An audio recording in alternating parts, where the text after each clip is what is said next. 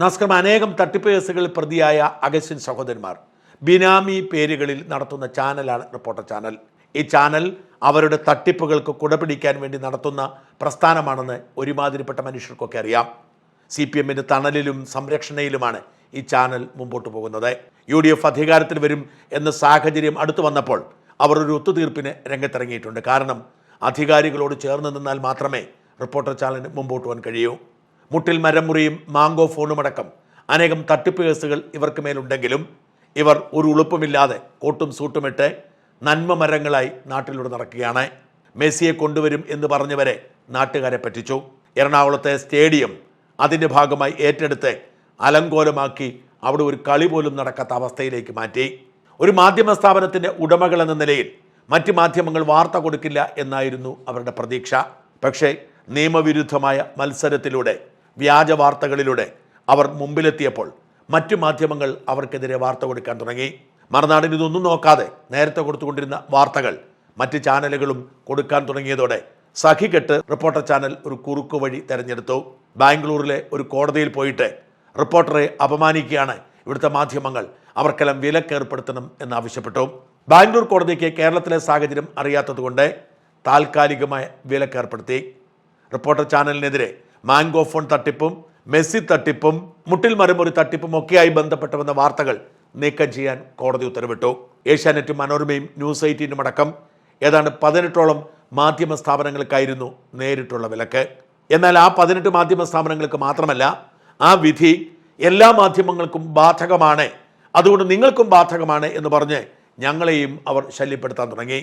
ആ വിധി ഞങ്ങൾക്ക് ബാധകമല്ല, ഇനി ബാധകമാണെങ്കിൽ കൂടി ഡിഫേമേറ്ററി ആയിട്ടുള്ള ഒന്നും ഞങ്ങൾ പ്രസിദ്ധീകരിച്ചിട്ടില്ല, അതുകൊണ്ട് നീക്കം ചെയ്യാൻ പ്രയാസമാണ് എന്നതായിരുന്നു ഞങ്ങളുടെ നിലപാട്. മറ്റ് മാധ്യമങ്ങൾ തൽക്കാലത്തേക്ക് ഇവരെക്കുറിച്ചുള്ള വാർത്തകൾ നീക്കുന്നു. മനോരമ ന്യൂസ് കർണാടക ഹൈക്കോടതിയിൽ പോയി സ്റ്റേ വാങ്ങി വാർത്തകളെല്ലാം തിരിച്ചിടുന്നു. ഏഷ്യാനെറ്റ് സ്റ്റേ കൊടുത്ത അതേ കോടതിയിൽ കേസ് വാദിച്ചപ്പോഴാണ് കോടതിക്ക് കാര്യങ്ങൾ പിടികിട്ടുന്നത്. റിപ്പോർട്ടർ ചാനൽ മുതലാളിമാർക്കെതിരെയുള്ള തട്ടിപ്പ് കേസുകളുടെ FIRകളുടെ നിര കോടതിയിൽ എത്തിച്ചപ്പോൾ കോടതി വാപൊളിച്ചു പോയി. നാണം കെട്ട റിപ്പോർട്ടർ ചാനൽ വക്കീൽ പറഞ്ഞു, ഇവർ തട്ടിപ്പുകാരാണെന്നുള്ള കാര്യം ഞങ്ങളോട് മറച്ചു വെച്ചു, ഞങ്ങൾ അറിഞ്ഞില്ല, ക്ഷമിക്കണമെന്ന്. ഒരുപക്ഷെ ഒരു വക്കീലിന് കോടതിയിൽ എണീറ്റ് നിന്ന് എൻ്റെ കക്ഷി തട്ടിപ്പുകാരാണ് എന്നറിഞ്ഞില്ല എന്ന് പറയേണ്ടി വരുന്നത് ആദ്യ സംഭവമാകും. എന്തായാലും കോടതിയിൽ തിരിച്ചടി കിട്ടും എന്നുറപ്പായതോടെ കേസ് പിൻവലിച്ചോളാം എന്നായി റിപ്പോർട്ടർ ചാനൽ. എന്നാൽ ഏഷ്യാനെറ്റുകാർ പറഞ്ഞു, ഞങ്ങൾ കാശ് കൊടുത്ത് കേസ് നടത്തിയത് അങ്ങനെ അങ്ങ് നിങ്ങൾ പിൻവലിച്ചോടാനല്ല, കോടതി വിധി പറയട്ടെ എന്ന്. അങ്ങനെ കോടതി വിധി പറഞ്ഞു. റിപ്പോർട്ടർ ചാനലിനെ വ്യാജ പരാതി കൊടുത്തതിനും കോടതിയുടെ സമയം കളഞ്ഞതിനും 10,000 രൂപ പിഴയിട്ടു. മാത്രമല്ല, ചരിത്രത്തിലാദ്യമായി ഒരു കോടതി മാധ്യമങ്ങളോട് പറയുകയാണ് ഒരു ചാനലിനെതിരെയുള്ള വാർത്തകൾ കൊടുക്കണമെന്ന്.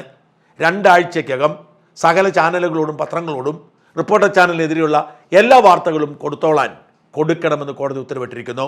എന്തൊരവസ്ഥയാണെന്ന് ഓർക്കൂ. പക്ഷേ ഈ ഉത്തരവ് റിപ്പോർട്ടർ മുതലാളിമാർ അറിഞ്ഞോ എന്ന കാര്യത്തിൽ സംശയമുണ്ട്. അല്ലെങ്കിൽ ഇന്നലെ ഞങ്ങൾക്ക് വീണ്ടും അവർ കത്തയക്കുമായിരുന്നില്ല. ഇന്നലെ റിപ്പോർട്ടർ ചാനലിൻ്റെ വക്കീൽ എന്നവകാശപ്പെട്ടുകൊണ്ട് ഒരു കത്ത് ഞങ്ങൾക്ക് വന്നു. ആ കത്തിൽ ഇങ്ങനെ പറയുന്നു: I write on behalf of my client Reporter broadcasting Company and its management team in relation to defamatory content published and circulated through your account channel which continue to remain accessible. Reporter ചാനലിനെതിരെയുള്ള വ്യാജ വാർത്തകൾ ഇപ്പോഴും നിങ്ങളുടെ ചാനലിലുണ്ട്. I bring to your attention that the honourable principal city civil and sessions judge Bengaluru in OS number 7441/2023 reporter broadcasting company Google etcetera has passed an ad interim order of temporary injunction under Order 39 Rule 1 and 2 of the Code Civil Procedure. As per the said order, the Honorable Court has expressly restrained all defendants, their agents and anyone operating under their authority from publishing, circulating, sharing, providing access to or communicating any defamatory content relating to Reporter TV, and it has further directed that such URL to be de-indexed and made non-searchable across all platforms. ഈ ഉത്തരവനുസരിച്ച് reporter ചാനലിനെ defame ചെയ്യുന്ന എല്ലാ വാർത്തകളും നീക്കം ചെയ്യണം, ഇനിയൊന്നും പ്രസിദ്ധീകരിക്കാൻ പാടില്ല. ഈ ഓർഡർ നിലനിൽക്കുകയാണെങ്കിൽ പോലും ഞങ്ങളുടെ നിലപാട് വ്യക്തമാണ്, ഡിഫേമേറ്ററി അല്ല, ഫാക്റ്റാണ്. നമ്മളൊരാളെക്കുറിച്ച് ഡിഫേമേറ്ററി ആയി നുണ പറയുമ്പോഴാണ് അത് മാറ്റേണ്ടത്. ഇത് ഫാക്റ്റാണ്, മാറ്റേണ്ട കാര്യമില്ല. It has come to my notice that the continued publication and circulation of the impugned material constitute a clear violation of the operative direction of the honourable court. അതായത് ഞങ്ങൾ പ്രസിദ്ധീകരിച്ചുകൊണ്ടിരിക്കുന്നത് കോടതി ഉത്തരവിന് എതിരാണ്. Please note that non compliances with a judicial injunction amounts to wilful disobedience and may attract contempt of court proceedings under 1971. മാറ്റിയില്ലെങ്കിൽ കോടതി അലക്ഷ്യ കേസെടുക്കും.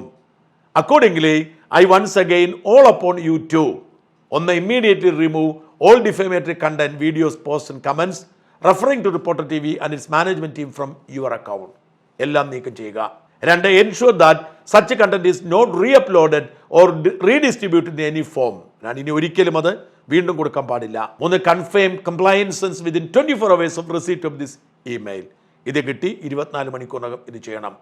Failure to comply will leave my client with no option but to initiate appropriate legal action, including contempt proceedings to secure compliance with the Honorable Court order. For your reference, please find below the relevant supporting document.